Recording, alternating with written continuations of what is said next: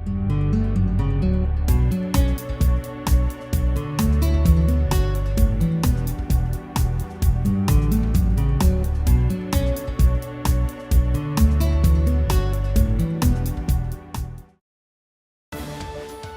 Plainville Board of Education, preparing students for success in a changing global society.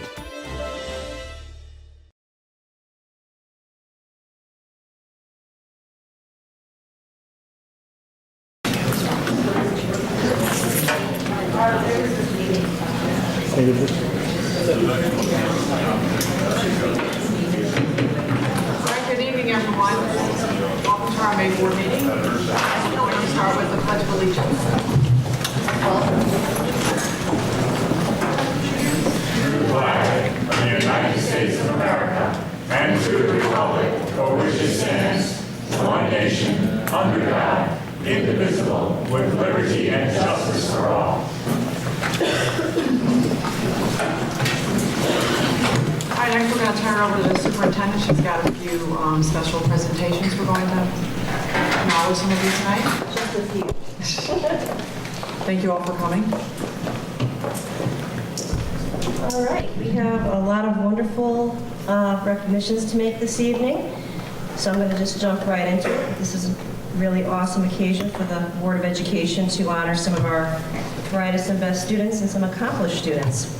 I'd like to first acknowledge our class valedictorian for 2018, Mr. Nathan Michelle. He has earned this distinction of valedictorian of Plainville High School class of 2018. Besides his role as our student representative to the Board of Education, he has been a member of his baseball team, and he's been recognized as one of Plainville's CIAC Scholar Athletes.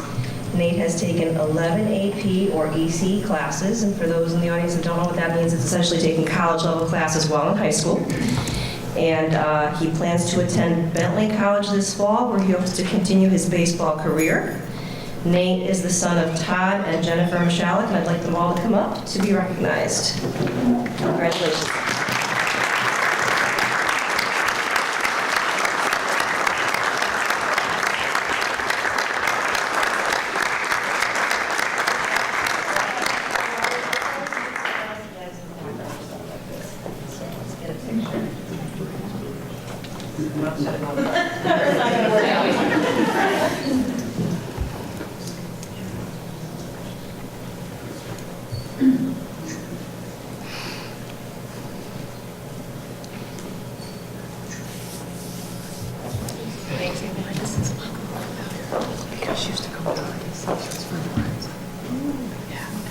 All right, and next I would like to honor our salutatorian.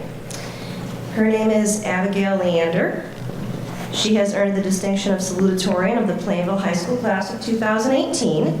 Abby serves as a student representative to the Connecticut State Student Advisory Council on Education and was one of Plainville's honorees for Connecticut Associations of High School Art Award for her involvement and skill in our band and jazz band. And she was also recognized as one of Plainville's CIAC Scholar Athletes. Abby has taken 9 AP or EC courses during her time as a student. She plans to attend UConn in the fall. Abby is the daughter of Jay and Jennifer Leander. I'd like to invite Abby and her parents up for recognition.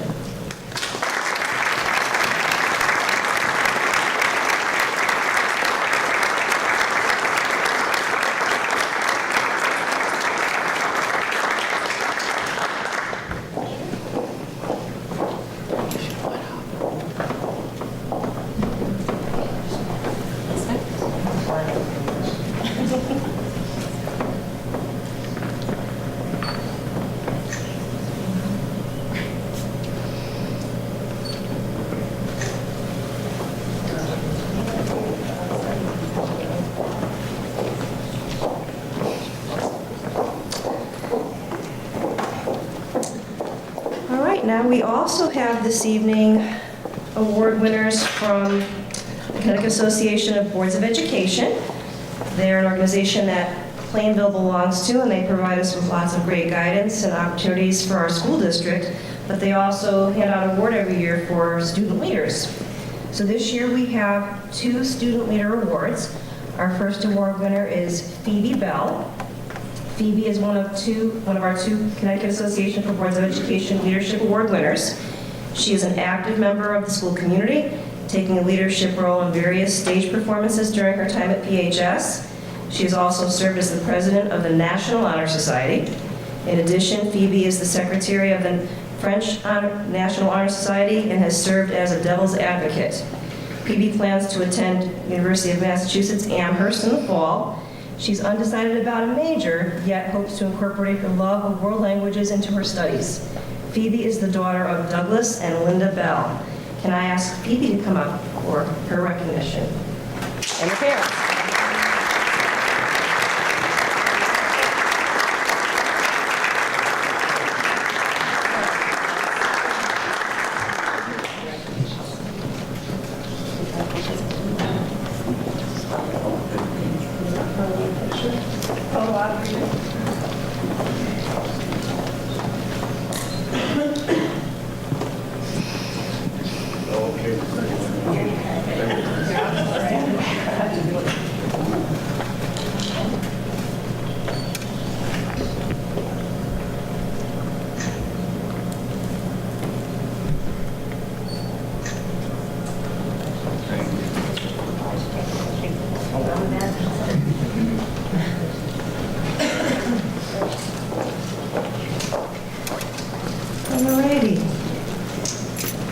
And I'd now like to recognize our second CABE Award winner.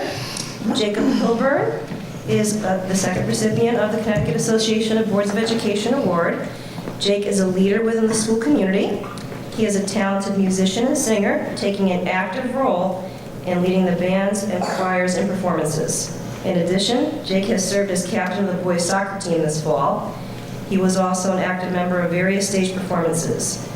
Jacob plans to attend UMass and Amherst, I'll be right there with Phoebe, and is planning on majoring in computer engineering. Jake is the son of Robert and Iwana Hilburn. I'd like to welcome up to this podium, please, to be recognized.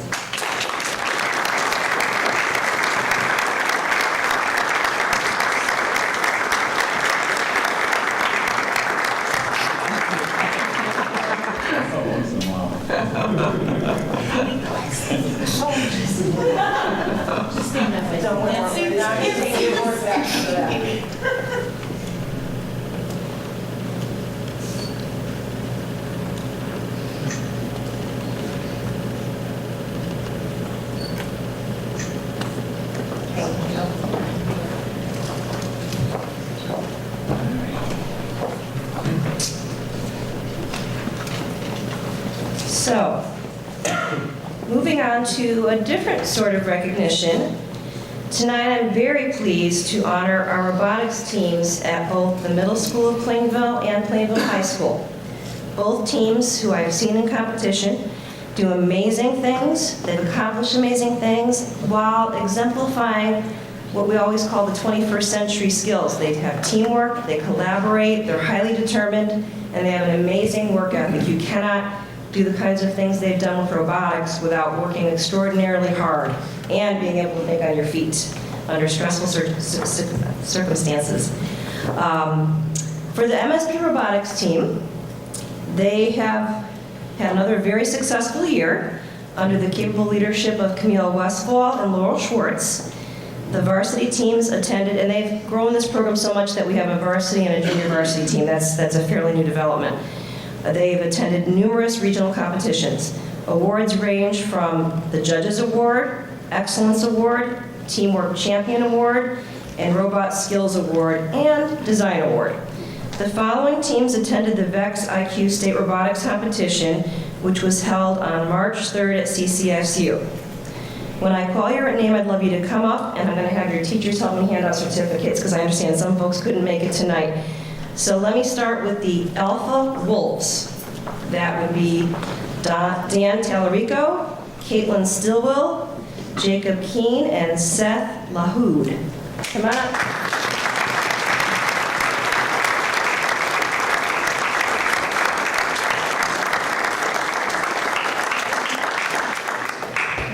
I'll just...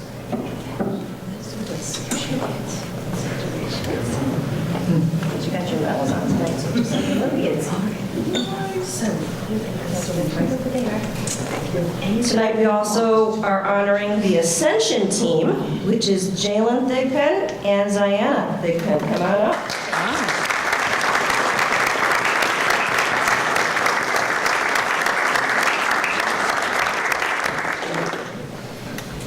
We are also, oh, this is a great name, we're honoring the Chicken Nuggets team.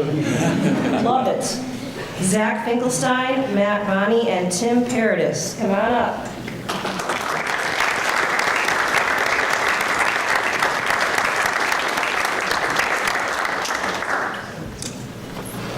The Nighthawks team, which is Alex Culver and Nick Kafka.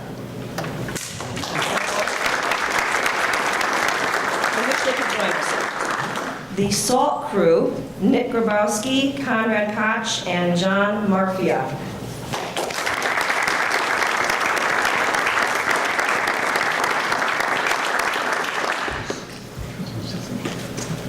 Now let me tell you a little bit more about what they've done.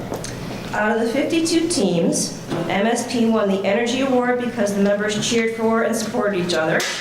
It was an amazing sight to see the MSP banners flying high at the competition, and I think they're flying high here tonight as well. The Alpha Wolves won the State Robot Skills Award, which qualified them to travel to the world competition in Louisville, Kentucky. This was quite an honor because it meant that this team had the highest combined score in the autonomous programming and driver skills sections. The team did travel to the world and had the experience of seeing robots and people from all over the world. This is the 4th year in a row that MSP has qualified at the state level and sent teams to the worlds. There's also another group we want to honor tonight. They are called the State Technology Student Association, or TSA. Not like at the airport, though. These are the friendly ones. Their competition was held on April 28th. MSP students competed in dragster design, robotics, and problem solving.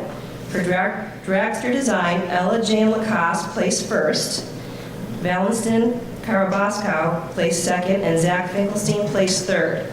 This is the 10th year in a row that MSP students have placed in the top 3. The team of Matt Bonney and Zach Finkelstein placed second in the VEX IQ Robotics category. All of these winners have now qualified to attend the TSA Nationals, which will be held in Georgia next month. And I would like to congratulate our TSA members that are here this evening.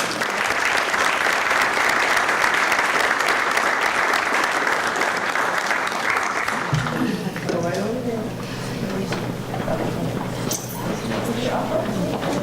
Just have to be in the picture.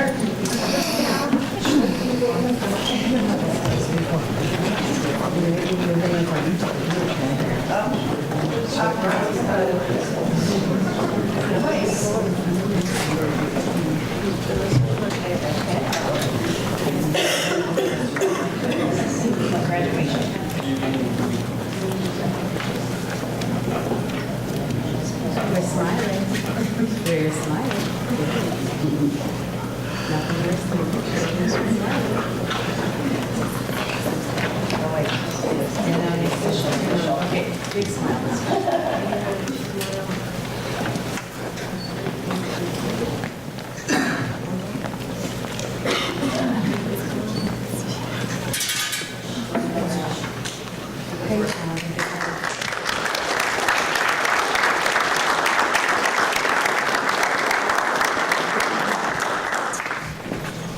So, we are also joined this evening by our PHS robotic team, the Digital Devils, under the direction of Mark Chase and Dave Gagnard. I'm assuming tonight, in addition to smiling because of their own students' accomplishments, they're probably thrilled about the talent that's coming their way very soon from our MSP team. So tonight I'd like our PHS team to come up to the podium to be recognized. Tonight we have captains Ethan Keene, Ray Moscas, along with Tommaso Attore, Samantha Morin, and Derek Trubiani. Are they all here this evening? Awesome. Let me tell you about our robotics team this year. This was another successful year for the team, even though they had a smaller team than usual and had a lot of cancellations and lost time due to weather. But they were still able to design, build and test a robot that was capable of completing 3 of the 4 tasks in the 2018 First Power Up competition. With hard work and determination, the Digital Devils paired up with 2 alliances in the final matches. This is where they pair up with other teams. And after sharing strategies and coming up with a game plan, the Devils, along with the Gale Hawks, they're from Shelton High School, and the Aces High, I like that name, from Windsor Locks High School, were able to pull off a district championship victory in Waterbury, Connecticut. And I was there that day, though I missed the final round. Please join me again in congratulating these fine young students and their accomplishments this year in the PHS Robotics Team.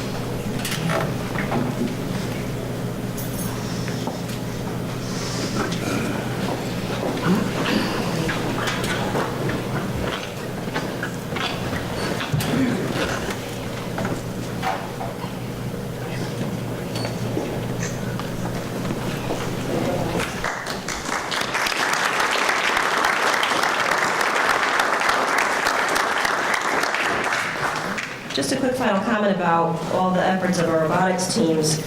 As folks know, we have a STEAM and a STEM lab at the middle and high school respectively. And under the direction of all of our wonderful teachers and our hardworking students, because of those labs and because of the kind of students that we have, our number of children going into engineering fields has doubled over the past 5 or so years.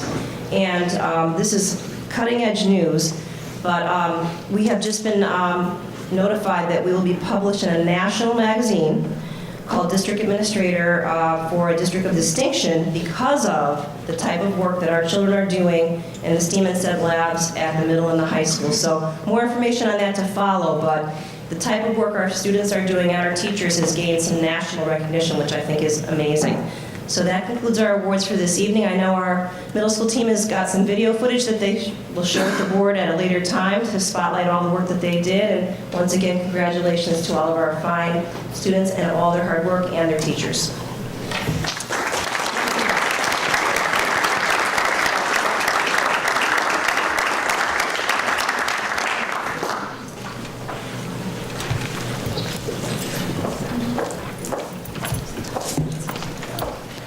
Okay, we're going to continue on with our business meeting. Please feel free, if you would we'd love for you to stay. If you feel you need to leave, that's okay too. So this is your chance.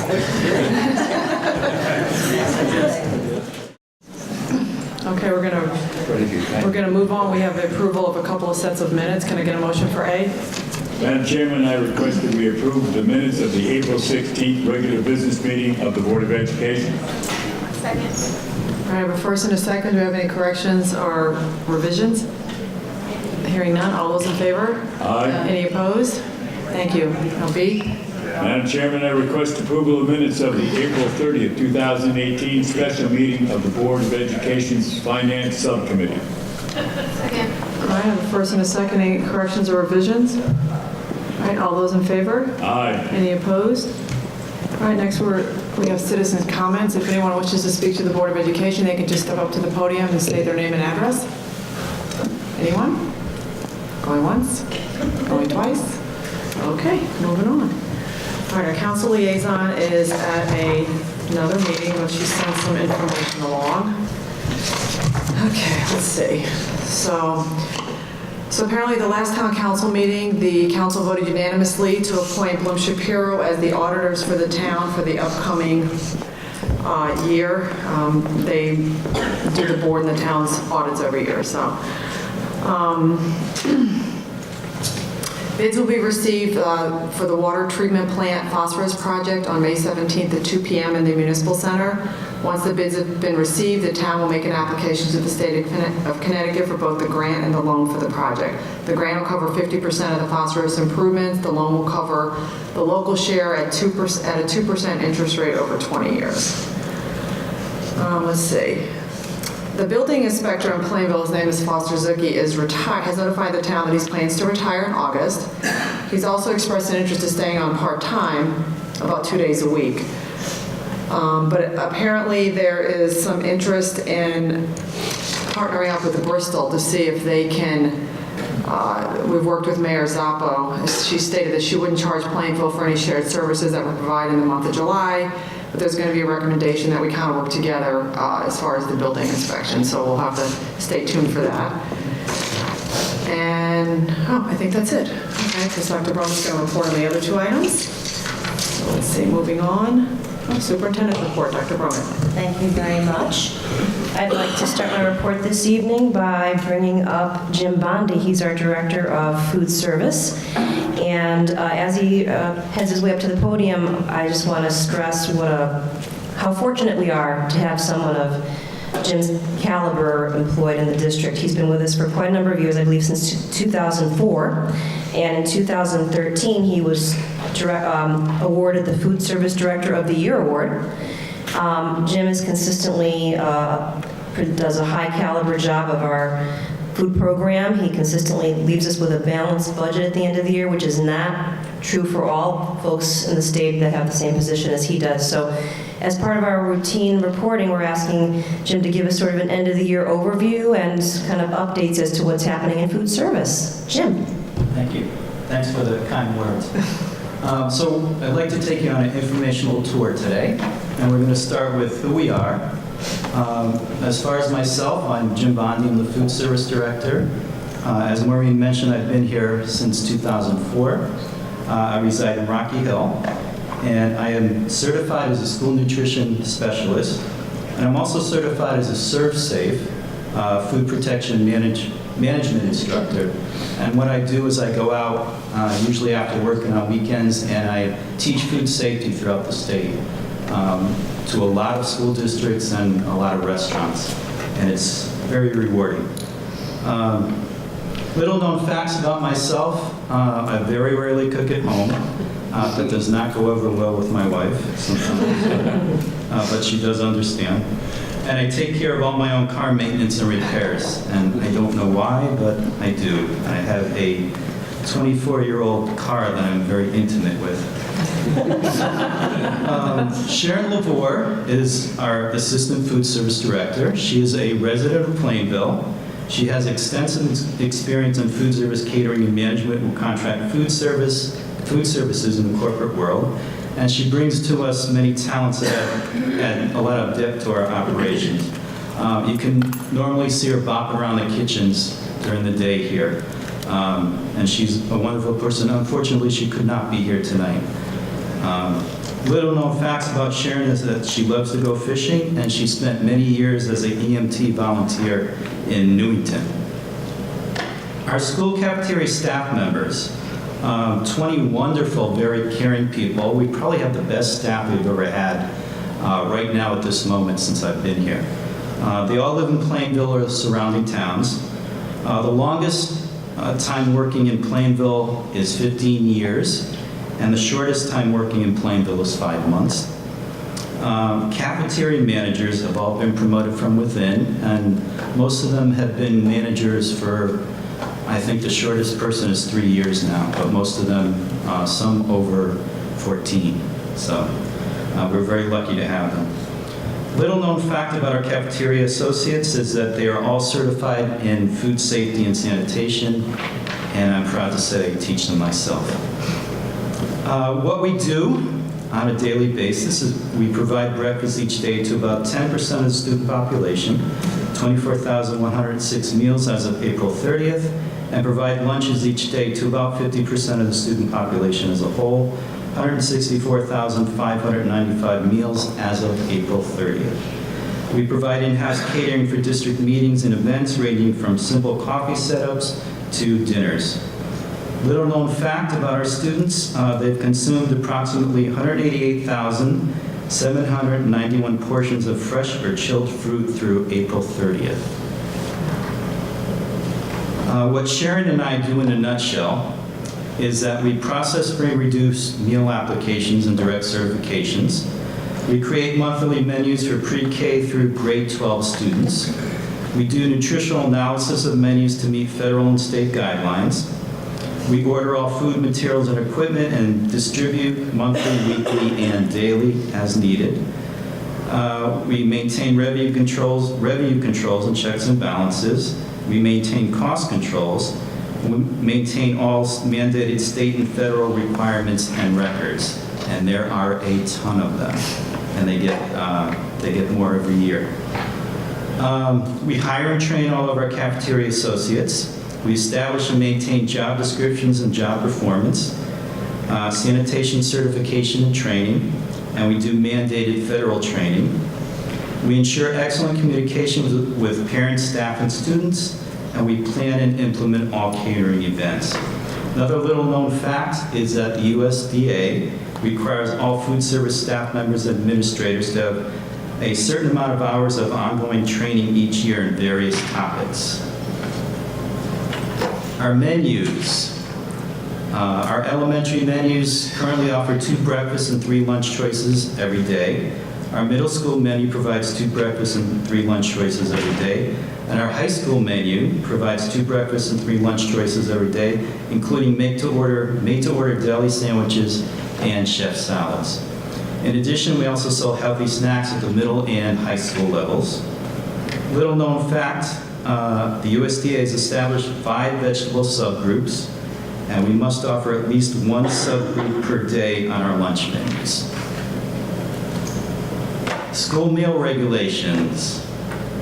Our breakfast meals must offer fruit, milk, 2 servings of whole grains, or a combination of whole grains and protein.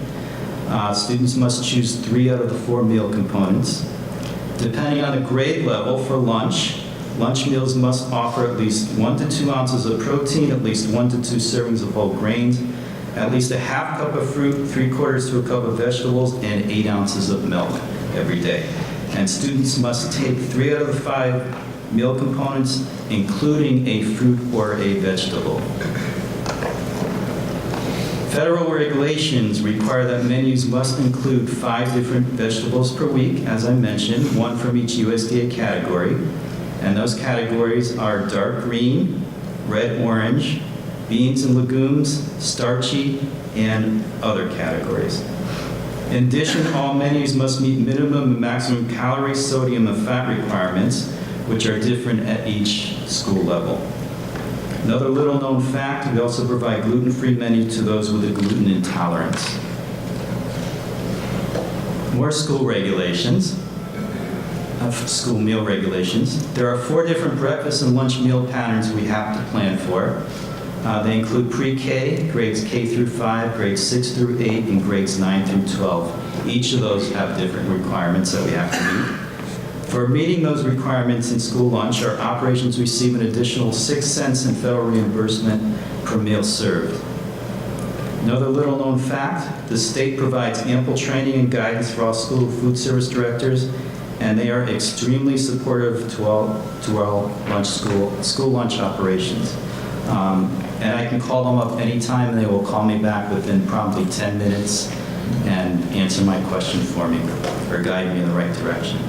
And I do it quite often. Snacks and a la carte items. All of our snacks sold in our operations, including the PHS school store, the PHS snack cart, and the MSP snack cart, have to meet the state of Connecticut healthy food requirements as the Plainville schools adheres to the voluntary healthy food certification requirements. For meeting these requirements, our operation received an additional 10 cents in reimbursement from the state for each lunch meal served in the prior year, or over $20,000 per year in additional income. Logistics, a couple of fun facts. Each year, on average, 6,000 pounds of food is delivered to all of our schools. Each month, we receive an additional 5,500 to 6,000 pounds of USDA commodity food to our central freezer here at the high school. And each week, we distribute on average 1,000 pounds of food from the high school to the middle and elementary schools, usually on Wednesdays. Logistics. Each week on average, 5,400 cartons of milk, 200 packages of fresh rolls, and 25 cases of paper goods are delivered to our operation. Some well-known brands we use include Tyson, Khalees Bakery, McCain's, KM, Gorelick, General Mills, Heinz, Kellogg's, Frito-Lay, and Saratoga. Another little-known fact, our operations belong to a food cooperative purchasing program, which is comprised of over 60 school districts, which helps control food costs, maintains consistent quality, and help meet federal bid regulations. Our future endeavors, we are currently evaluating summer feeding. We are in the process of upgrading our cafe computer POS system to the latest version, and this will help eliminate countless hours of direct certification processing, streamline collection procedures, and ease the burden of nutritional analysis. We hope to do, or I plan to do, a dime service website upgrade this summer. And I hope to get to the point where we can provide nutritional info posting each day for each lunch, especially here at the high school, so students can see, how many calories, how much fat, how much sodium is in that particular meal that they're buying. And it's a pleasure to serve all the students and staff here in Plainville, and I'm very lucky to be here, and I appreciate it, and thank you all. Any questions for Mr. Bondi? No questions, just a statement though. Every year we have a convention down in Groton, and we have a ton of vendors that they have out. And for every food service one, when they try to talk to us, we'll say, well, we already have, we do it in-house, we have Jim Bondi. A lot of times they go, oh, Jim Bondi, we know him. So we hear that generally hear that every year. Very good. And as we said earlier, it's all positive. Yeah. Good.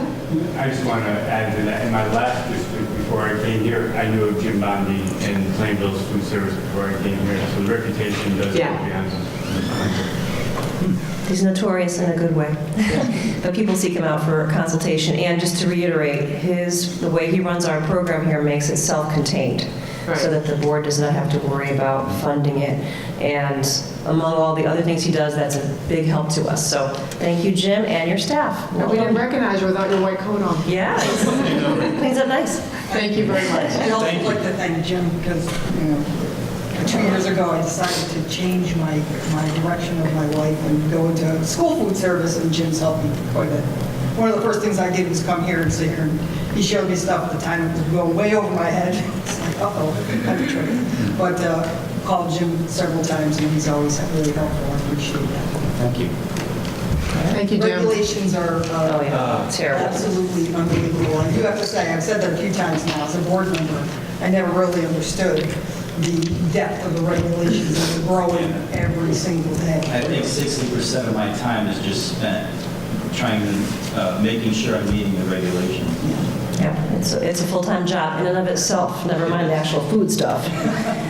Anyway, thank you very much. Thank you. Thank you. Have a good evening. Thank you. All right, moving on to the next item in my report, I'd like to invite Steve LePage and Matthew Guarino up. As the board's aware, 2 years ago when we set our strategic plan, one of the goals set was to explore and implement mastery-based grading or standards-based grading. And I, a couple years back, asked Steve to lead that charge, and he has done so with tremendous professionalism and expertise, which you will see in the course of his presentation. And he, alongside of Matt Guarino and a team from his school, have worked very hard over the past 2 years to roll this out in an appropriate way so that it's well received and well thought out. So without further ado, I'm going to ask Steve and Matt to explain what's this all about? What's in the grade? Thank you. It's a big question. I'll do my best to address it as quickly as I can. Because like Jim's 24-year-old car, I've never met a microphone I don't love, and when I'm into a relationship with my microphone, I do like to talk. So I'll keep it short. I promise. Timing. We'll do our best. considering we've spent multiple hours with professional development and workshops and trainings, it's really hard to condense it all into a short presentation, but we'll do our best. So what is Integrate? And we're going to look at grading practices and opportunities at the middle school of Plainville. I'd like to just reference, I distributed some handouts earlier during our rehearsal, and you should have the op-ed piece that appeared in the March Plainville Citizen that was written to address some of the bigger questions about mastery-based grading and what's in a grade, standards-based grading. Also, I provided some resources from the Grade Schools Partnership, who's kind of on the cutting edge with these practices, and that includes beliefs and practices of proficiency-based learning, what is mastery-based grading, and then you'll also see a copy of our current 5th grade report card, which is standards-based. So our elementary school uses a standards-based reporting system. So I'll get into how that connects with our transition and our phase-in. You'll also see an example of a report card. We're still working on refining it for the middle school, but we're really close for grade 6 for next year. I will say that this shift related to the grading practices with the academic grades will only happen in grade 6 next year. Habits of scholarship that I'll talk about later and pulling those out from the grade will happen with the whole middle school. And I'll explain what that means. And then you'll also see the Habits of Scholarship teacher guide and the student worksheet that explains what the Habits of Scholarship are. I'll go into that right now. So the first thing that we look at when we're looking at a change, especially a significant one, as we did when we were talking about this in strategic planning, is why. You've seen the Simon Sinek video focus on the why and really understanding why you're doing something. Don't just make change for the sake of making change. You need to know why you're doing it. So in every shift, you have to consider that why. Grading practices, a little context. So the role of schools has changed since way back when they first began. Our assessment practices historically have been designed to promote accountability by separating successful from unsuccessful learners. And a lot of times, or most of the time, it's been based on subjective measures of success. So what that teacher, or what that school, or what that department believes is a measurement of success. And as you'll see in a minute, it varies. And highlighting those differences. However, in our new mission of ensuring universal competence, assessments have to be must support the learning of all students so that all can succeed at meeting standards. Doesn't mean everyone will succeed at the exact same level. That's not possible, but we're striving to get everyone to cross the finish line having a set of competencies and skills that prepare them for 21st century success in our modern era. Some more background on why this matters. Grades are important. I don't know about you when you were younger, but when I got a paper back from the teacher, it was marked in red or whatever color it was, I was looking for that grade and I wanted to know how I did. More importantly, I wanted to know what I did wrong and how I got it wrong and how I could have answered that better. And usually, or most of the time, or just about always in my generation, it was too late. Once you handed that in and got your grade, you moved on to the next thing. If you had a 60, you passed, you moved on to the next thing, and you just kept on going. So that's kind of the traditional grading. But grades are important to students, to parents, to teachers, to schools, and to districts. They're a reflection of learning, because without learning, teaching really doesn't happen. It's talking, but if your subjects of your teaching aren't learning, then it's not really, teaching isn't happening. So our goal is to ensure teaching. So however, traditional grading practices, these are some of the things that go wrong. They often don't measure what we intend them to measure. I'll explain why. They can be arbitrary. They might seem unfair or biased. If you think back to your education, I did this in one of the workshops I hosted last year. I asked all of the teachers in the room. They all had examples of when they got a grade that they didn't think was fair and they had nothing they could do about it. It was just the way it was. That was the teacher's judgment. They can be arbitrary, so they can seem unfair. They often don't provide formative feedback. Like I said, you can't always change. You get it. There's your grade. Too bad. Try harder on the next assessment, on the next task. They can be confusing when you average everything together, and I'll talk about that too. It can really confuse you as to where the issue is and what you need to improve in. So this is something to consider. It's from Paul Dressel way back in 1957. a grade, bear with me here, a grade can be regarded only as an inaccurate report of an inaccurate judgment by a biased and variable judge of the extent to which a student has attained an undefined level of mastery of an unknown proportion of an infinite amount of material. Did you follow that? So there's a lot of variance in grades is basically what that means. What we have to learn is massive, so we have to narrow down what we're expected to learn, communicate that to the students, and make it very clear how they're to learn it and how they're going to be measured on that in a common manner. So what is in a grade? Here's a list. I won't read them all, but this will vary depending on what classroom, what subject, what teacher, sometimes within a department. I'm not saying that happens here, and we do our very best to have uniform practices, and we do great things under the current system. Standards-based mastery grading is just better. So I won't say that we're doing terrible things for kids. We aren't. But this is just a system that will improve that and give more feedback for growth. So these are the things that are factored into a traditional grade, and it's all different percentages. And I took a survey, and the numbers are different depending on where you are. The teachers, and parents know this, but what's expected in one room may be different than what's expected in another. And no one's trying to do harm to children. Everyone has the best intentions, but it's just different. So you don't necessarily know what to expect depending where you are. The formula changes. So despite our best intentions, what do our current grades measure? So that's a question we asked as a committee, and I started the committee 2 years ago. Matt's been a great partner. I don't mean to keep him in the shadows. He'll step up and talk soon, but Matt's been a great partner in this, as has Amy, and a team of instructional leaders at the middle school and others who are interested in this topic. We had about 12 people meeting every month or more sometimes, going on visits with me, attending workshops, seminars, hearing speakers, going to CAS, going to the Executive District Leaders Roundtable, which I co-chair for CAPS, and I had people from our town present at those to administrators around the state. So there's been a lot of work done in preparing. We'll get into that a little more later. So when I asked our teachers, where'd you learn to grade in the professional developments in the past couple of years, it's funny because none of us had a course on how you grade. Not one of us. And Dr. Rahman's the same, I was the same, and I was a special education teacher. And we learned about assessments and different types of assessments, but they said, when you get to your school, they'll tell you how they grade there, and you just follow their system. But it's widely different depending on where you are, what state, what district, what department, what school, what part of the country. So it was very interesting to see that there's really no common denominator when it comes to grading. So a few head scratchers.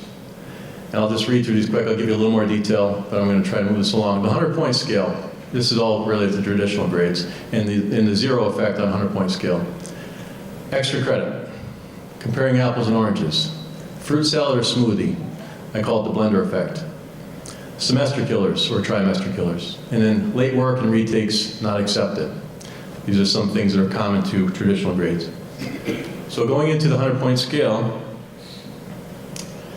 this is what a 100-point scale looks like here in Plainville, where anything below a 60 is a failing grade. And that's even broken up further, so 41 to 59, you can retake that, you can make up that course in summer school. 40 and below, you can't. So that's an FS versus an F. That's at the high school level. But this is, as you can see, there's some disparity between the different grades. You have 10 chances to earn an A, 10 to earn a B, 10 to earn a C, 10 to earn a D, and 59 chances to earn an F. And when you look at the scale and what happens if you throw a zero into 4 grades or 5 major grades that your grade depends on, what does that do? What happens when you have a bad day or you miss an assignment? And most of the time teachers are flexible and allow some makeup work already, but it can have a devastating effect. I'm not going to play the next slide. This is a link. Mr. Ross. This is a link to Rick Romelli, who's a leading thinker on grading reform, and he started back in 1982. He speaks all over the country. He spoke in Middlebury and other area districts, but he's very expensive, and you can get a lot from watching him on YouTube. So, whether we have him come in at some point in the future, that's to be determined, but it's worth your time if you have a chance to watch this on his thoughts on grading. Go ahead, Kevin. So, the next topic in traditional grading that's somewhat controversial is extra credit. So if you bring in, food for the food drive, or if your parents attend open house or conferences, you get extra credit, or they sign a permission slip or some sort of the forms that go home. Watching a certain movie, cleaning up the room, all these things that have happened, at least in my lifetime, where you can get extra credit. That's all I got by. No, I'm just kidding. It's not. But there's no place for it in a valid grading system when you're really looking at what they can do and what they know around the set of standards and skills that they need to know. The validity of grades based on standard mastery is jeopardized. So this is a quick story, and I'll tell it really quick, but when I was in high school, biology class, I don't remember why I was out. It was either because I had mono or I had broken ribs from playing football, but I was out for a couple of weeks with some injuries or illness. And I came back and I had missed two quizzes or tests in biology. And it was on the respiratory system, and I was a decent student. I was a pretty good student, but I said to the teacher, do I really have to make these up? I'm behind in all my classes. And then he had this machine you had to blow into to test your lung capacity. And as you know, I'm full of hot air, and I also play the saxophone. So I said, a little wager for you. The highest number was a 6, and then there were a few lines after that. It was like 1 through 6, and everybody's getting 3, 4. I said, if I can pin this at 6, give me 200 on those quizzes, and we'll just move on. I thought I was joking. I thought no, sit down, think. So I did it, and I pinned it all the way over past 6 because I have a lot of air. And he said, all right, you got 200s. You don't want me to be your doctor at this point, having passed the respiratory system with that, but it's just an example. It was like an extra credit, alternate assignment. It's a funny example, but it's not how you really want to demonstrate your mastery of skills. You all know I mastered lots of air. So grades are like oranges and apples, or apples and oranges. And my question is, should we make fruit salad or a smoothie?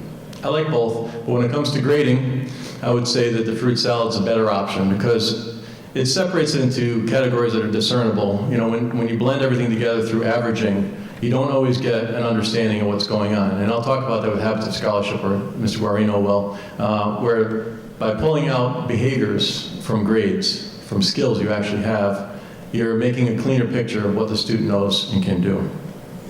So that's where the fruit salad's a better metaphor or analogy. And one bad apple, or a 0 like I talked about, can spoil the bushel, as the old saying goes. Next one, Kim. Also mixed into that are the semester killers, what Doug Reeves calls semester killers. So those massive projects that account for 50% of your grade, or the timing of a project right before the end of a quarter when you really have no chance of coming back from it, or your grades based on 3, your course grades based on too few grades, and there's not enough opportunities to demonstrate your mastery. So those are all semester killers or trimester killers. Mr. Guarino is going to talk a little bit about reassessment with limits and conditions for good practice. Mr. G? Sure. Thank you. So, as Mr. LePage said, for a long time we've been working at the middle school toward this.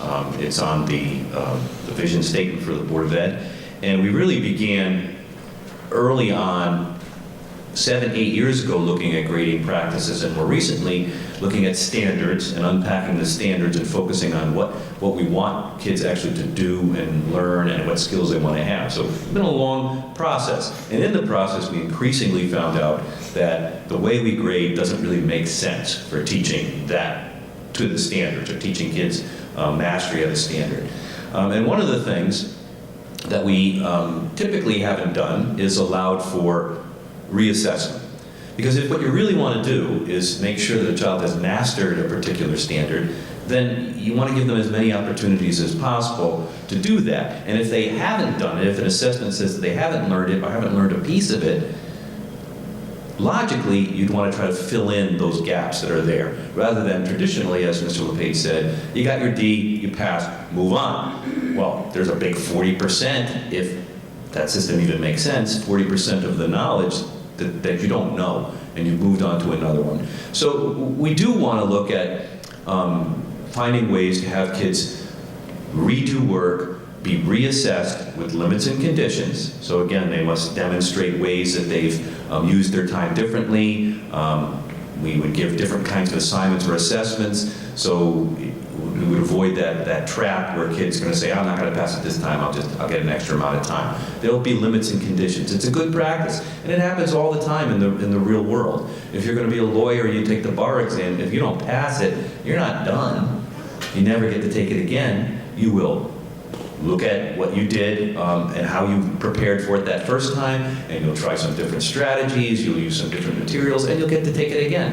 Even as administrators, all of us, we took the Connecticut Administrator Test or the CAT exam, and you have multiple opportunities to do that. And there's so many ways that in real life you actually do get multiple opportunities to prove your mastery. Yet we're denying that of kids all the time and just say, you've learned enough, move on. So, we have our own traditional feelings about, kids are going to take advantage of that, or it's not the way the real world works. But I think in both cases, we can put controls and measures in there to make sure that it's not taken advantage of, and it is, for the most part, the way the real world works. That's a link at the bottom to another excellent video Yes. about review the takes and go-overs. Yeah, Watch that a one. little bit more detail. All of the teachers have seen that, and it's a great piece. How do I get this thing? Here we go. And this isn't something that we've just been doing on our own. This is something that the state has been, the Connecticut State Department of Education, the Connecticut Association, I'm going to mess me up by caps here. Public School Superintendents has been working toward for a long time. And again, it really has to do with the fact that as we moved from the traditional idea of what you taught as a teacher was a curriculum, which typically meant a book. Here's the book, get from page 1 to page 300 from September to June. And if people miss some of the stuff along the way, you just keep moving along. And we shifted from that to the idea that you're actually teaching skills and knowledge and mastery of those skills and knowledge, rather than just getting from point A to point B. It made sense that we had to relook at these grading practices that we've been using. Many districts have been making this shift already. Many elementary schools, including our own, have been doing this for some time. Middle schools are increasing rapidly. We've visited some of those middle schools, Windsor Locks, Ellington. We've talked with Farmington and a number of other districts that have done this, as well as looked at materials from a variety of schools, from Durgay schools like Greenwich that have their materials online, and again, to the visits that we've taken. So we've been to workshops to make sure that we're doing what the other districts are doing, not reinventing the wheel.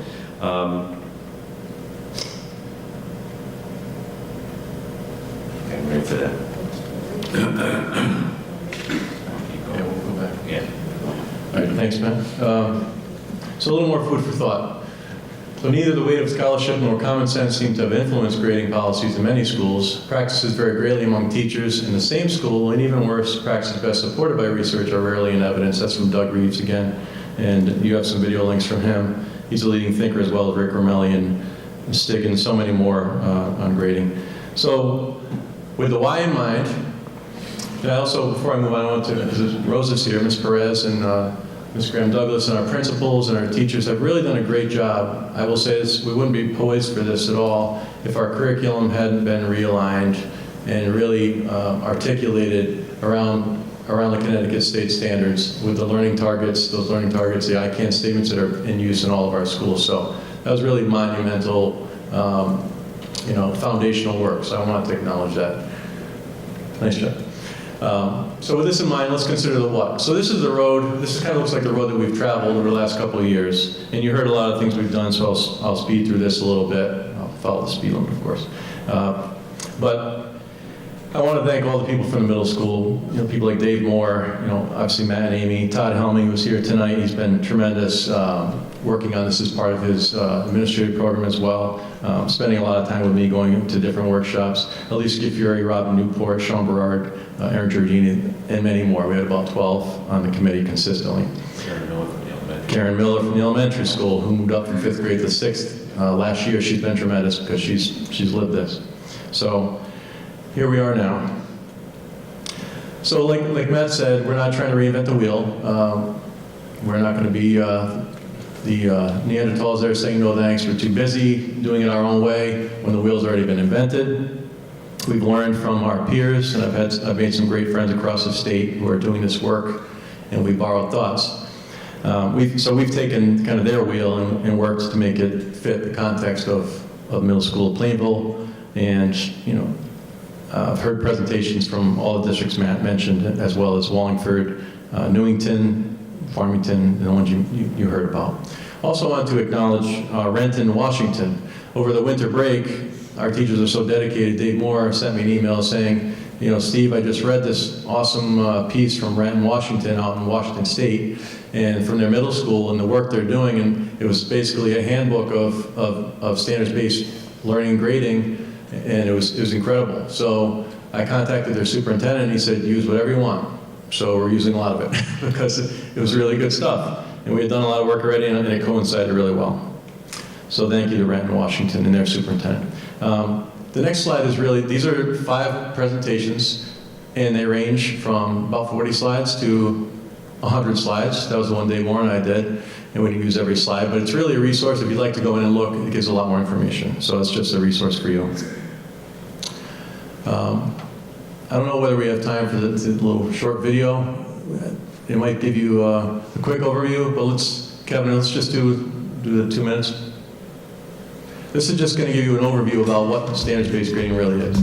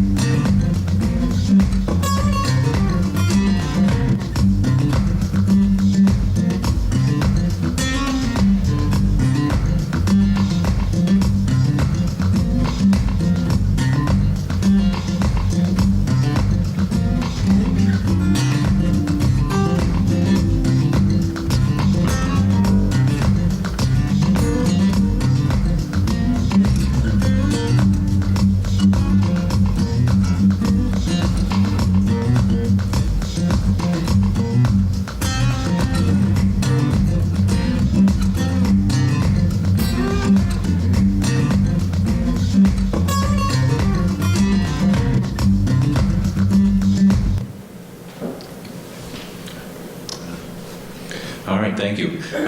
I'd really like to reinforce the idea of the feedback step as something that we're really going to start focusing on now, because we've been working on setting those learning targets so that students at the end of the activities or lessons that they're doing can say, I can do a certain thing, the assessments at a certain level, and really we're pushing toward what can the student do to improve the next time they take it, or what was it about the way they did a particular assignment that was successful so they can use that in the future, as opposed to just giving a letter on a grade.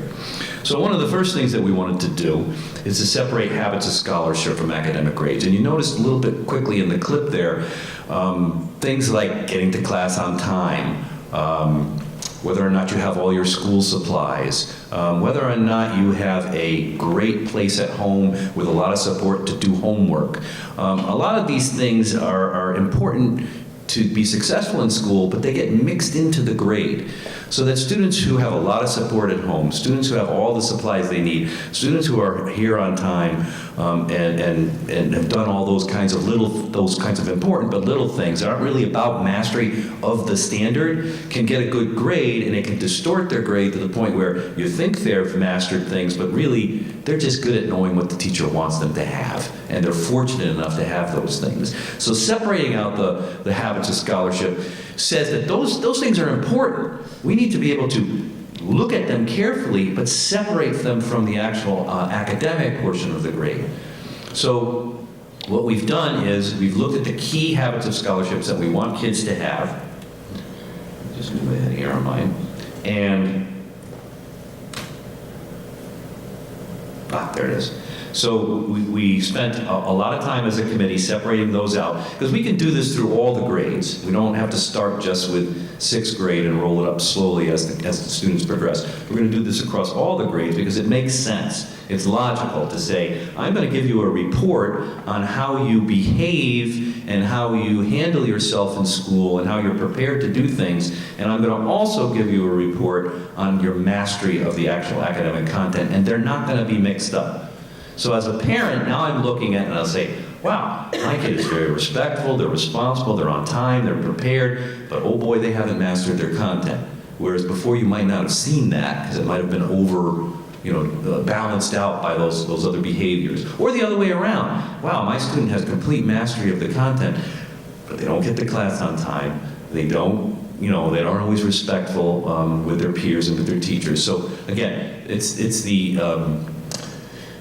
it's being able to give clear feedback to both students and their parents about how the students are doing, not just on their academic portion, but also on their habits of scholarship. So it fits right into our PBIS system, which focuses on developing respectful and responsible behaviors, where we teach lessons, and we've incorporated it into our rubrics, where we look at habits of scholarship, and you can see, I know it's small, but you can see how we've done that. We're focused on respectful behavior, we're focused on independent responsibility, and I can't read it from here either, classroom responsibility, and an important one, the growth mindset one, because we're working on those behaviors with students at the middle school for several years that say, that focus on what I can do and how I can improve.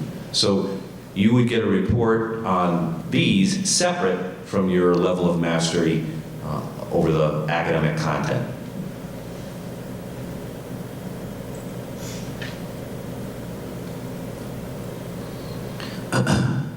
Once habits of scholarship is removed, what does standards-based learning and grading involve? Okay, so we've pulled out those things like getting to class on time, having all your supplies.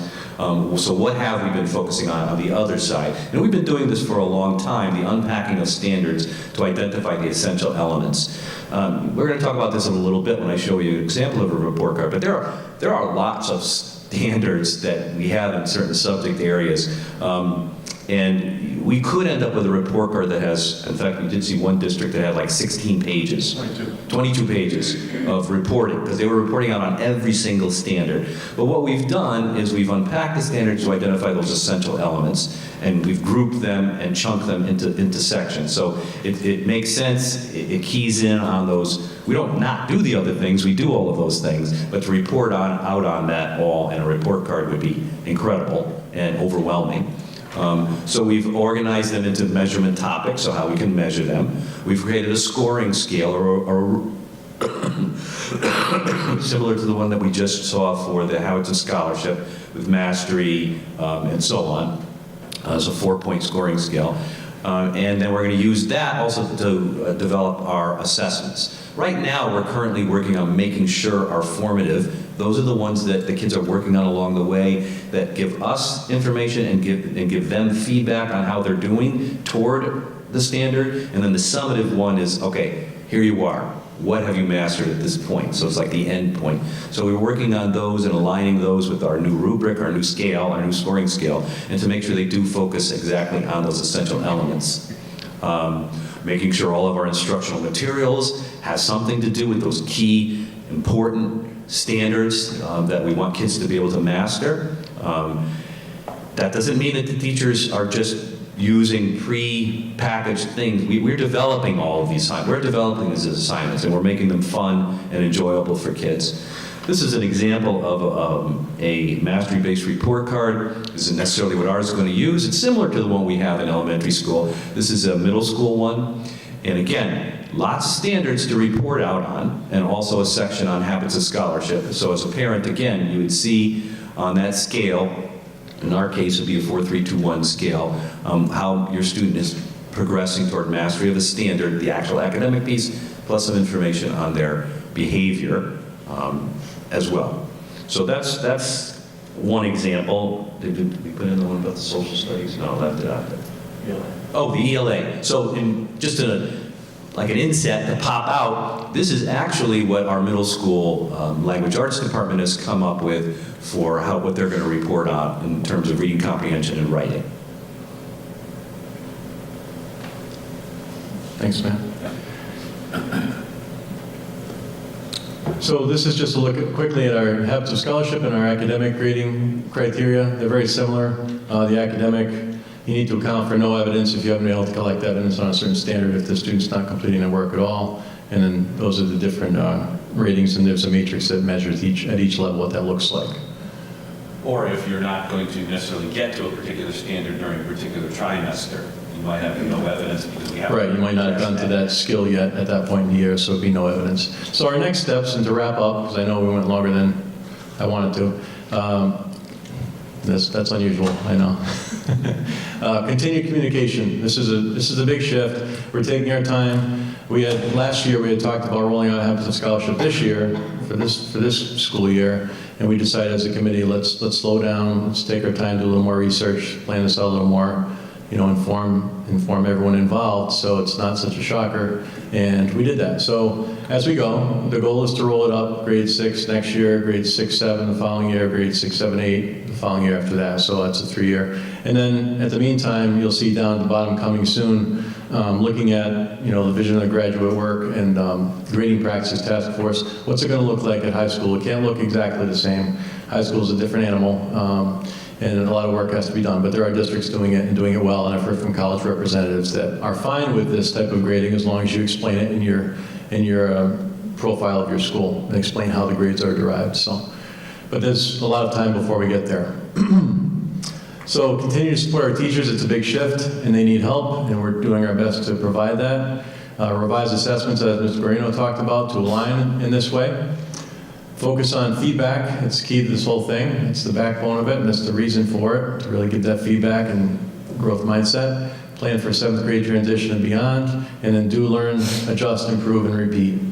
And as I said, coming soon next year, we're going to start a grading practices task force district-wide and look at how we do things district-wide and how this all fits in and plan for the future. And then also, a lot of districts are doing work around vision of the graduate. You look at a K through 12 continuum of where you want your graduates to end up, and you backfill what that should look like at each level. And it's good work, but we've been very involved with our strategic plan that Dr. Brum and the committee put together, and we're living that vision statement now. So we have more to do on that, but vision of the graduates are kind of one of our next levels of work. Just one last thing to let you know, I'm going to be meeting with the incoming parents of 5th graders tomorrow at the middle school. We have an orientation every year. So I'm going to talk to them tomorrow? Thursday. That's all right. Thursday. And I'll be able to explain to them the way of how the middle school is shifting for their children coming into 6th grade. However, that's what they're used to. So the 5th grade parents haven't seen anything different. They may have older children who have had something different in 6th grade. So we're still going to kind of go through an abbreviated version of this for the parents tomorrow night, Thursday night. I'm going to show up. I'm going to be the only one there. So with that, again, I'd like to thank Matt and Amy and the entire team of instructional leaders at the middle school for their collaboration. They've been terrific, really welcomed me as part of their MSP family, and we've done a ton of work. There's more to do, and we'll learn as we go. And it's not going to be perfect when we roll it out, but that's okay. We will keep making it better. Any questions? Yes. Last week in the high school pack, there was a discussion on whether there would be continued, we have the grade point average on the report cards. Would that be impacted by this adopting this practice, or would that not be, looking like it's... It would be similar to a college where you have a 4-point scale. It would just, so you have 1, 2, 3, 4, and just like in college, we had a 3.95. It's impacted, but It is it's still a way impacted. to do it. Yeah. And schools, some schools are doing it, some schools are not. A lot of high schools still provide a letter grade as well. They haven't decided to make the full jump, and that's okay. That works for a lot of communities, and that's something the grading task force would have to consider whether, and we'd have parents involved in that as well, whether we want to go fully gradeless and just based on the 4-point numerical scale. But we have 3 years to plan in preparation for that. But we do have to talk about the middle school classes that earn high school credit, and we have some ideas how to address that. So that'll be in 3 years from now. But in 4 years would be, the natural transition, if we're ready. And if we're not, we'll take our time. Because that's an interesting point of how that would take place if a middle school student is taking high school credit. How is that going to impact and on this type of report card? Would that be another section on the report card? If we haven't resolved the issue by then, yes. You'd have to do a translation, and that's been done. You take their mastery-based grade and you translate it into a scale that shows what that would be as an estimation of a letter grade. The students and the staff in the districts that we visit that have this love it. They think it makes so much more sense. And when they try to convert their mastery grade into a regular grade, they really don't like doing that. And they've had to do it in one district, but no one likes it. It's just something they do, and they make it work, but it just doesn't make as much sense. It's one of the things that universally have told us not to do, is to try to put a letter grade in there too. Yeah. We live in Connecticut where the state says, it's a really good idea to do mastery-based learning, but you figure it out. As opposed to some states, like where they all go on strike at once, and the whole state goes on strike. Well, that's because they really work as a whole state, and we're in New England and we're on our own, but fortunately we've had a lot of good partners around us, so we're making progress. Teachers in the middle school are very pleased about this, because as Mr. LePage said earlier, none of us ever got a class on how to grade. Yeah. We just kind of, and there's a lot that, so there's some natural inequities built in there. This is going to focus on very clear goals, very good feedback for kids. I think it's a great step in the right direction. Thank you. Any other questions? Yes? I don't have a Andrea? question, I sort of have a comment. Sure. Sort of being a numbers person, a lot of this doesn't make sense to me because math is math. You teach somebody math, they either get it right or get it wrong. So the number grade represents what they're learning, whether they have it or not. Same thing with like history. History is, you get the answer, you don't get the answer.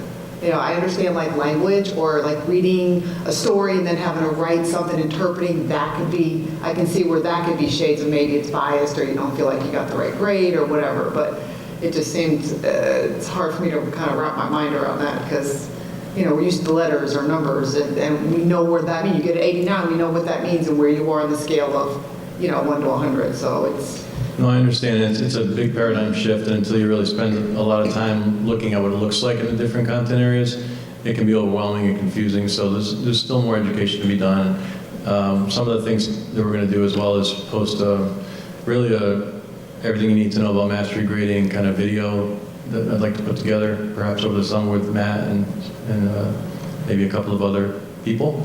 Also, just the more information we keep providing about what it looks like in a classroom or in a subject area, the more information people have, the less confusing it will be. But I understand. I'm sure it's like everything. Once it's installed and everybody gets it, just like when they changed the way they did the high school classes, when the schedule changed, it was confusing at first, and then everybody gets it. It's fine. Right. I'm sure that's the way it would be. It's a little bit hard to wrap your mind around some of it. Absolutely, I get it. To give you a real quick example, if you had a math test with 10 examples on them, and 4 of them were about one part of math, and 2 of them were about a different skill in math, and 4 of them were about a different skill in math. You got the last 2 and the other 4 wrong. You got the first 4 right. So you mastered that particular concept of math. But you get a 40 on that test. You got an F. So it doesn't clearly tell you what you really know in math. So That's an example. So it's really about what kind of feedback are you going to give to people and how are you going to assess them. So it's to clarify that. Because that student in that particular case, Matt has really mastered one section, just not the other ones. So some of it's just the way we design our tests too, to make sure we're not making too much of a smoothie, because that's what that is. You know, you put a smoothie together and you lost. You know, you're good with the oranges, not so good with the apples and the grapes. It's a great example. Thank you for trying the smoothie. I appreciate that. Spent some time on that one. No, that's a great example, and I appreciate Matt coming up with that, because it's exactly it. You're really assigning each question as purposeful, and it's linked directly to a standard, so those standards align to that. Those questions align to that standard. So if you've mastered that, that's terrific. And if you haven't mastered the others, but you're not penalized by blending it all together. You know, and the other thing with averaging, you may have a quiz at the beginning of a quarter or a marking period, and then you're assessed on that later at the end of the marking period. Currently, in our traditional grading system, you take those grades when you're first learning it, you may have little or very little experience with it. You take the one at the end of the semester when you've mastered it, you have it down, and you get 100 at the end of the semester or quarter. You had maybe a 60 at the beginning of the quarter because you really didn't get it that well. You average together and you end up with 80. Is that an accurate understanding of what you know and can do at that time at the end of the quarter when you should know it? So that's another issue with blending, averaging. So there's a lot involved, and it's more than, you know, I've done 3-hour workshops, as you can tell, and I had no problem filling that. Hour and a half, we did a 3-hour last year. Yeah, I think we're almost at 3 hours now. We're getting close, yeah. Doc, how did I do with keeping it to 20 minutes? Pretty good? All right, I'm going to sit down. Well, there's actually Any some other more questions? I'm sorry. All right. I just have one more question. Are we still going to do like student ranking and have a valedictorian and such? That's to be determined by the grading task force. How's that for a non-answer? Some districts have moved away from that. Some districts have gone to, no disrespect for our amazing valedictorian, he's outstanding, and he deserves everything that he gets. He's worked extremely hard. Some districts have gone to honoring, you know, the top 5 or the top 10, depending on the size of the school. So % of the class who meet the highest level of summa cum laude, you know, it's more like college honors.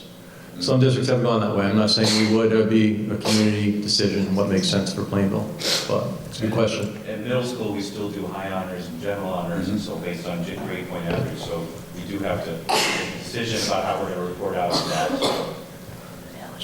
Other questions? So, kind of similar to what we were talking about with the middle schoolers, going into high school. How about AP?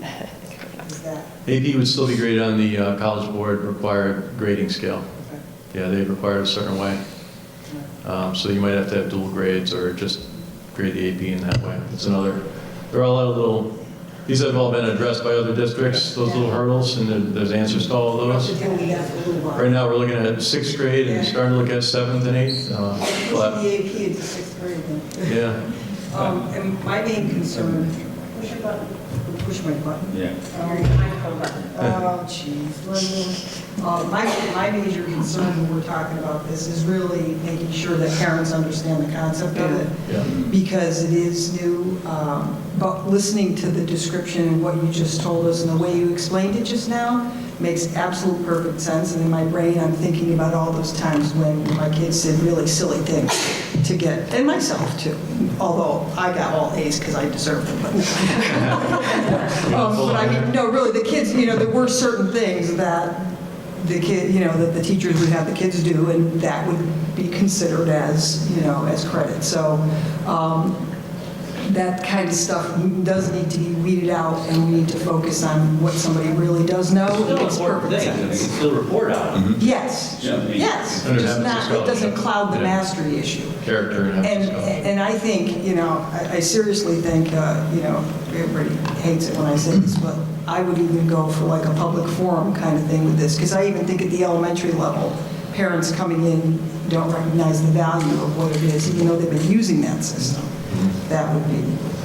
Well, again, we're going to go over it Thursday night at the orientation for the first time, so they're going to be hearing about it. I appreciate the work. If there's nothing else, thank you very much. Thanks, guys. Thank you very much, Mr. LePage, Mr. Moreno. Clearly, a lot of work has been done, and I do agree with communication will be essential the more we roll this out. All All right, moving on to my report, I'd like to invite Vicki Drzezinski, Supervisor of School Nurses, up to read our official proclamation in honor of Nurses Day, which was May 9th, 2018. Our nurses are the unsung heroes of our district. They work extraordinarily hard, and their job has gotten more and more complex over the years. So Vicki's going to read a state proclamation. Terrific. Hi, everybody. I am very happy to read the proclamation from the governor. On behalf of the state of Connecticut, I, Daniel P. Malloy, Governor, take great pleasure in recognizing school nurses. School Nurse Day recognizes the important role nurses play in the state of Connecticut. Providing students with access to healthcare professionals is a critical component to ensuring students are ready and able to learn. The commitment school nurses have to our students is commendable.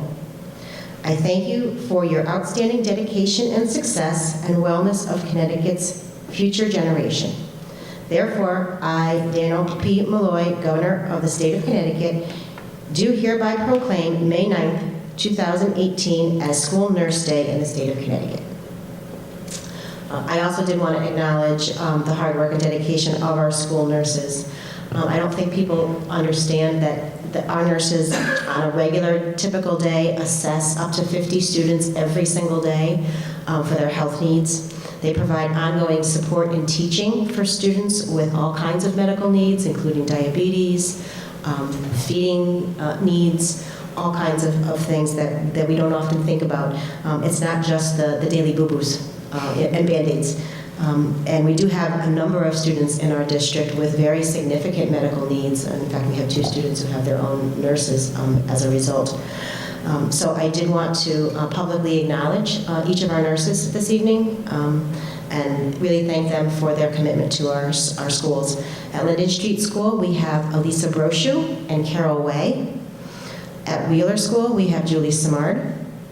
Toflin has Marta Santiago. The middle school, Sandy Capodice. The high school, Tricia Rapaki.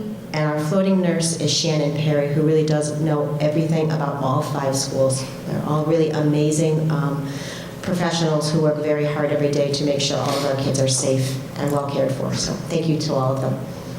Thank you very much, Vicki. I appreciate that. Thanks, Vicki. And one more final update from my report is last week we were notified with immediate notification from Representative Pettit that our grant for the Wheeler School is officially approved. So we are moving even more full throttle to go out to bid. So the bids are due by May 23rd. They actually might give until May 30th, but the referendum was authorized for $23,515,000. The current estimate for the project is about $23,194,000, which is about $320,000 less than was authorized. While the grant is slightly above the amount the state has told us we're eligible for, we believe our ultimate net cost will fall below that. It's important to know that we are also pursuing monies from our participation in Open Choice, and we are being told that that money could range anywhere from $500,000 to $1 million in additional grant monies.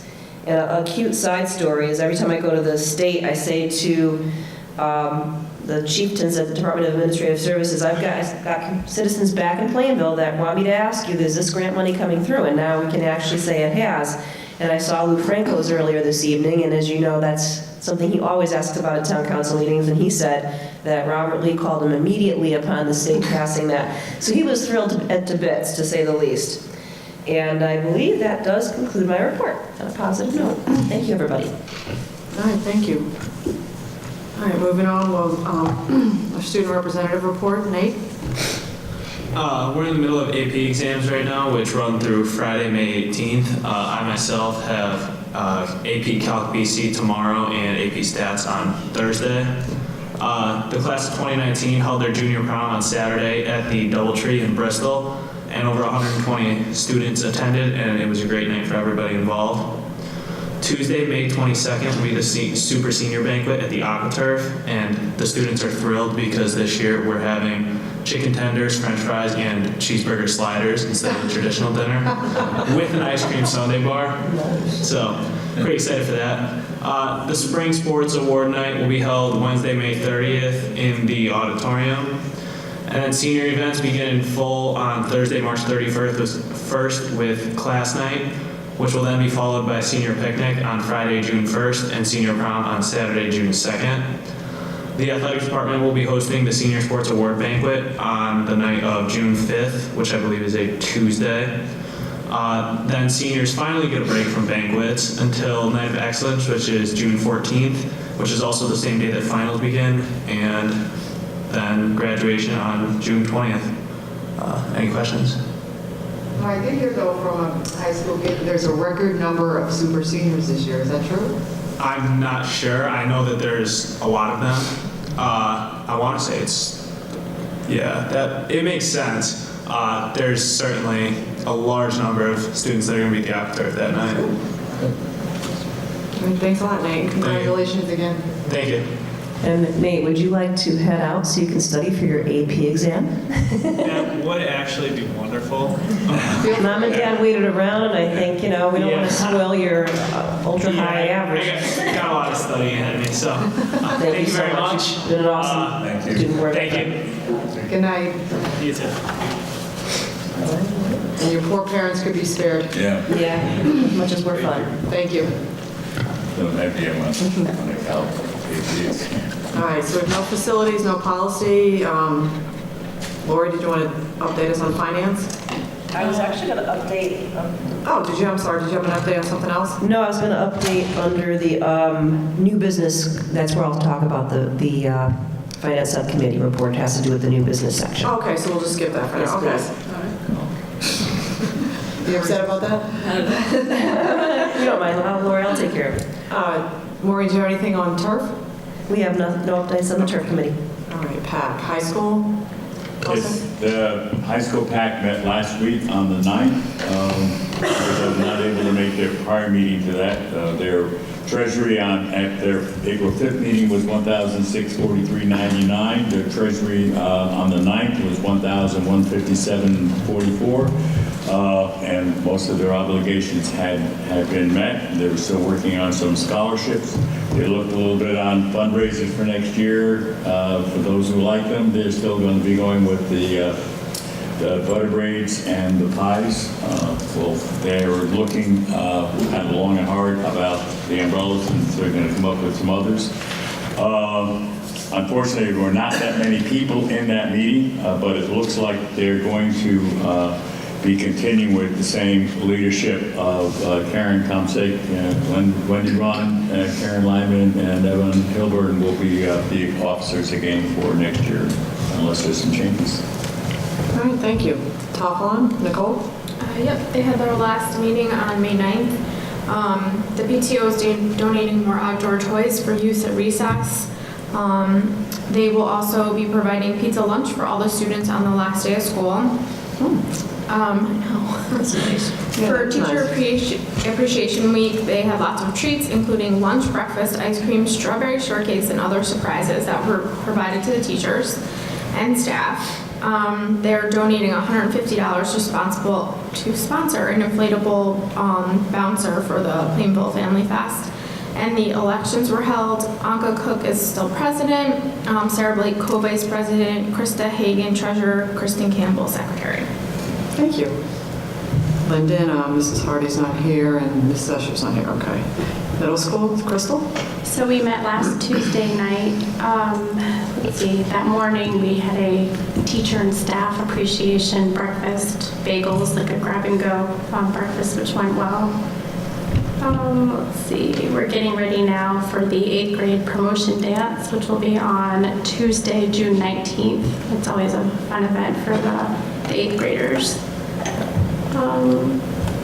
That's pretty much it. The officers are staying the same, so I will be president. Lisa Reynaldini will be the vice president again, and treasurer Pam Christensen, and our secretary Christine Bravado.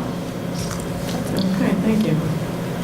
Okay, Wheeler, their April meeting was canceled, but Mr. Batchelder sent me some information. They Wheeler's having their annual May Fair this Friday night. They're going to have a DJ, a bounce house, and a dunk house. A dunking booth. So Mr. Batchelder is praying that there's warm weather. It'll probably be raining and freezing, but that's the way it goes, I guess. Also, Wheeler recently raised $200 for the Epilepsy Foundation in honor and support of their pre-K students that have epilepsy. And their final PTO meeting is actually this Wednesday at 6 p.m. in the library. All right, Craig Council. Becky? Craig Council reported on the fact that, I think last month I mentioned that there was there had been regional meetings about magnet school funding. There have been a couple of committee meetings. I know that Dr. Brunt serves on that committee. And just trying to come up with some plans for how to control magnet school pricing and what to do with the magnet school system really in the future. So to wait and see what comes of that. Still in the beginning stages of those discussions. Early stages, right? Okay, thank you. Chair's report. I only have two things. I wanted to report that this Saturday, May 19th, is the, I'm not sure what year it is, but the Family Fun Fest. It's from 10:30 to 3:30 p.m. And I learned that, I guess, there's no rain date, so it will go on if there's light rain. If it's pouring, apparently they probably will cancel, so you'll just have to watch the weather for that. And then on June 9th, it's the 7th annual Plainville Wings and Wheels event at Robertson Airport, the car show and fly-in. It's from 10 to 3. And I just wanted to let any kids out there that need community service hours, they can just go on the website, plainvillewingsandwheels.com, sign up for volunteer hours, and we always need volunteers for cleaning. There's just a multitude of things to do all day, so we're definitely looking for any kids that need some hours that really want to truly come out and work, so we would appreciate that. And that's all I have. So we'll go to, there's no unfinished business, we'll go to board open forum. Does anyone have anything they want to report or comment on? Yeah, I would just like to make one comment on the reception that was given to volunteers. I think volunteers helped really make this our particular school district, I think, a very effective school district. And last week, Sue Bradley, Lynn Davis, Jerry Turkowitz, Maria Colangelo, and Deb Trado, I think, worked as an unbelievable team to put on a really great event to recognize those folks who work in the PTOs and as classroom assistants and do a lot of the volunteer work with reading partners and mentors and all of those programs that adds a real good dimension to our school district. And they put on an affair in this room that was really fun and really recognized those that have really done outstanding work as volunteers, some for well over 25 years that they have been doing this. But I think the creativity, every year, I've had the good fortune to go these about the last 9 years. Every year they make one better than the last year. I don't know how they do it.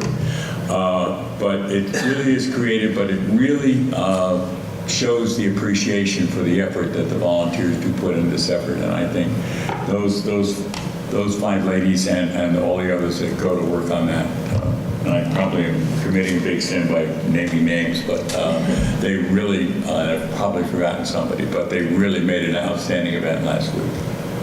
Thank you. Anyone else? Foster and I are going to be at the legislative update up at the LOB tomorrow morning. We have good news, of course. The funding all fell into place, thankfully. And we're also going to be at the Family Fest, so if it rains, you'll see us there getting all nice and wet. And also Relay for Life is June 2nd and 3rd at Norton Park this year. Okay, thank you. All right, next we have to approve the Oak Hill contract at the middle school. Sam, did you want to go over that?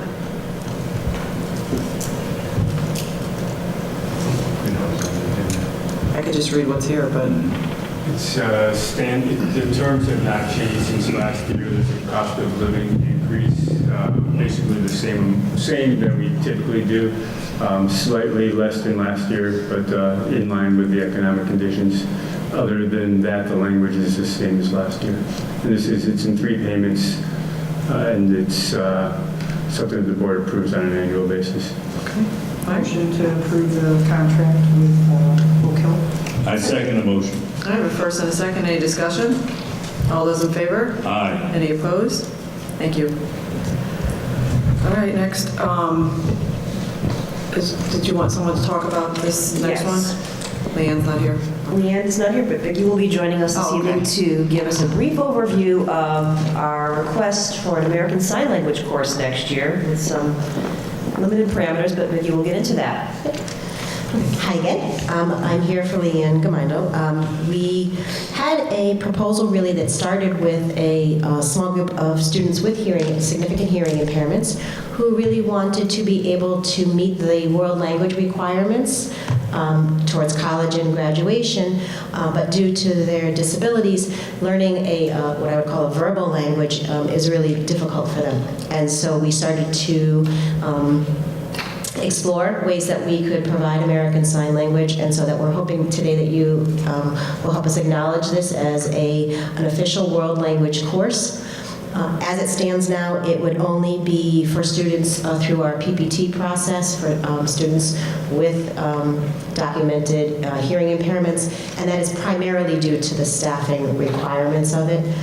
We would be using an online coursework. There are actually 4 levels of coursework that happens there. We have also a teacher of the hearing impaired, and the teacher would oversee it, provide the actual assessment, ongoing practice. She is also very fluent in American Sign Language, and so she can provide that coaching and support.